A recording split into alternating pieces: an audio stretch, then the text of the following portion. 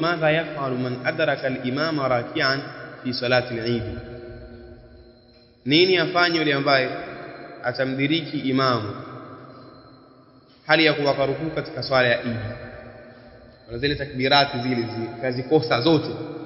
Utajua kwamba ukimdiriki imamu kwenye rukuu ile rakaa unahukumu kwamba umeidiriki, ila baada ya hapo unakuwa hujaipata hiyo rakaa kama kuwa umemdiriki imamu katika i'tidal, kama kuwa hivyo. Kwa likitokea hili, je, anafanyaje mtu? Anasema Sheikh,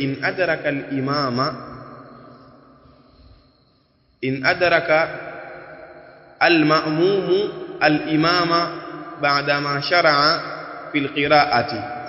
Ma'muma kimdiriki imamu, in adraka al-ma'mum al-imama, ma'muma kimdiriki imamu baada ya kwamba ashaanza kisomo, lam yati bitakbirati zawaid, hato leta takbira zile za ziada, sio funga sala kisha baadaye Allahu akbar azileta zile, alafu baadaye ndio asikilize kisomo cha imamu. Hamna, sio hivyo, bali katika mambo ambayo ni ajabu sana.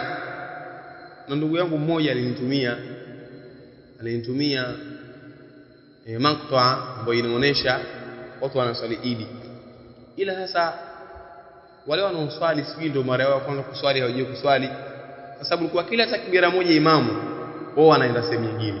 Zile takbira zile za kwenye mikono tu, walikuwa imamu akisema Allahu akbar wana rukuu. Ile ya mwanzo walifunga swala, ya pili wakarukuu, Allahu akbar nyingine wakatoa kwenye rukuu, Allahu akbar nyingine wakasujudu, mpaka tamalizia Allahu akbar, sio shafika wapi? Sijui wale ndio mara ya kwanza kuswali ile swala ya Eid ama vipi, au ndio kabisa swala ndio moja kwa moja hawajui kuswali, ndio alikuwa anaslimu siku ile ama vipi? Wallahu almusta'an.